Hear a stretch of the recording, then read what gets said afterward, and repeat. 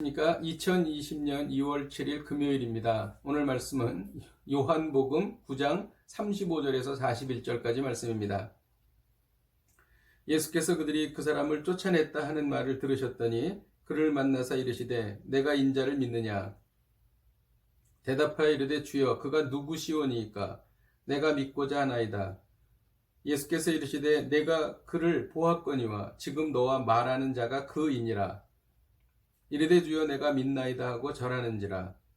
예수께서 이르시되 내가 심판하러 이 세상에 왔으니 보지 못하는 자들은 보게 하고 보는 자들은 맹인이 되게 하려 함이라 하시니 바리새인 중에 예수와 함께 있던 자들이 이 말씀을 듣고 이르되 우리도 맹인인가?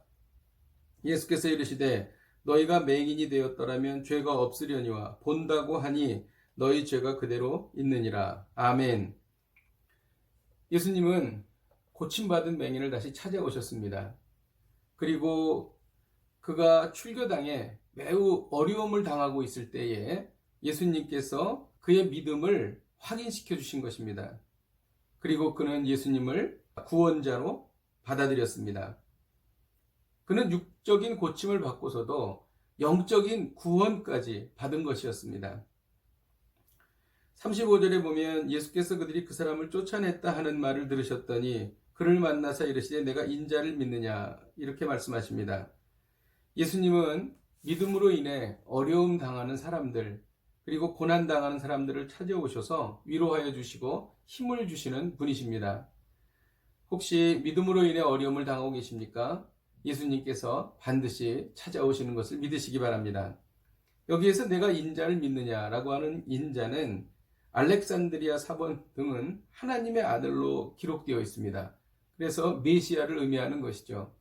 이것은 구약성서 다니엘 7장 13절에 내가 또 밤 환상 중에 보니 인자 같은 이가 하늘구름을 타고 오셔서 옛적부터 항상 계신 이에게 나아가 그 앞으로 인도되매라는 말씀이 있습니다. 인자가 하늘구름을 타고 오셨다. 이것은 메시아를 말하는 것입니다. 그래서 그 고침받은 맹인이 메시아가 누구십니까? 내가 믿고자 하나이다. 이렇게 대답했습니다. 예수님께서는 바로 그 메시아가 나다. 이렇게 말씀하셨습니다. 이때 그 고침받은 맹인은 내가 믿나이다. 라고 예수님을 메시아로 받아들인 것입니다. 그 순간 고침받은 맹인은 구원받은 것입니다. 39절에 보면 예수께서 이르시되 내가 심판하러 이 세상에 왔으니 보지 못하는 자는 보게 하고 보는 자들은 맹인이 되게 하려 함이라는 말씀이 있습니다. 보지 못하는 자들은 보게 하고라는 말씀은 육적으로 소경이었으나 영적으로 눈을 뜬 사람을 말합니다. 또 보는 자들은 맹인이 되게 하고라는 말씀은 스스로는 율법을 안다고 하지만 영적으로는 볼 수 없는 사람들을 말하는 것입니다. 이 말을 들은 바리새인들은 우리도 맹인인가? 라고 이렇게 질문을 하게 됩니다. 예수님께서는 이에 대해서 너희가 맹인 되었다라면 죄가 없으려니와 본다고 하니 너희 죄가 그대로 있느니라고 말씀하십니다.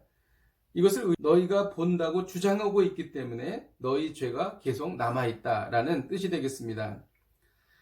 오늘 말씀을 통해서 우리가 주의 깊게 살펴봐야 할 점이 있습니다. 38절에 보면 이르되 주여 내가 믿나이다 하고 절하는지라 이렇게 고침받은 소경이 절하고 예수님을 메시아로 받아들인 것입니다.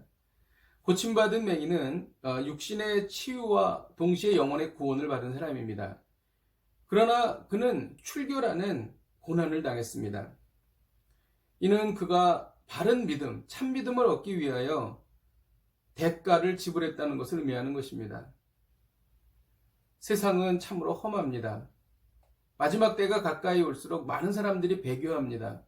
집단적으로 배교하는 일은 앞으로 더 많이 나타날 것입니다. 이런 어려운 때에 끝까지 믿음을 지킨다는 것은 결코 쉬운 일이 아닙니다. 그래서 오늘 이 고침받은 맹인을 통해서 우리가 메시지를 받는데 끝까지 믿음을 지키기 원한다면 대가를 지불하라는 것입니다. 예를 들어서 제자들은 그들의 믿음을 지키기 위해서 순교에까지 이르렀습니다. 그리고 그들은 고난당했습니다. 그리고 가족 친지로부터 버림받았습니다. 이런 일은 지금도 이슬람권이나 공산권에서 비일비재하게 일어나는 일입니다. 그들이 왜 그렇게 합니까? 믿음을 지키기 위해서 대가를 지불하기 때문인 것입니다. 우리는 새벽 기도를 하면 기도 생활을 잘 할 수 있습니다. 바쁜 하루 일상 중에서 새벽에 시간을 내는 것만큼 좋은 시간은 없기 때문입니다. 그런데 새벽 기도를 하기 위해서는 잠을 줄여야 합니다. 대가를 지불해야 하는 것이죠. 하나님의 말씀을 묵상하고 성경을 읽는다고 하는 것은 결코 쉬운 일이 아닙니다. 그럼에도 불구하고 시간을 내서 성경을 읽는다면 끝까지 믿음을 지킬 수 있게 될 것입니다. 그러나 성경을 읽기 위해서는 자기가 쉴 수 있는 시간을 지불해야 하는 것이죠. 또 다른 중요한 일을 할 시간을 지불해야 하는 것입니다.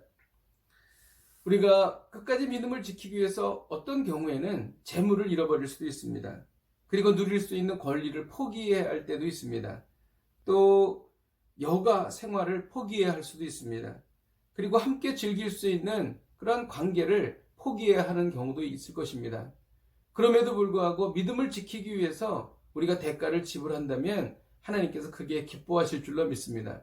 그리고 반드시 열매 맺게 될 줄로 믿습니다. 기도하겠습니다. 하나님 아버지 감사합니다. 고침받은 맹인은 그가 출교를 당하면서도 끝까지 믿음을 지키기 원했고 또 메시아를 만났고 메시아를 마음에 받아들여 영원한 구원을 얻었습니다.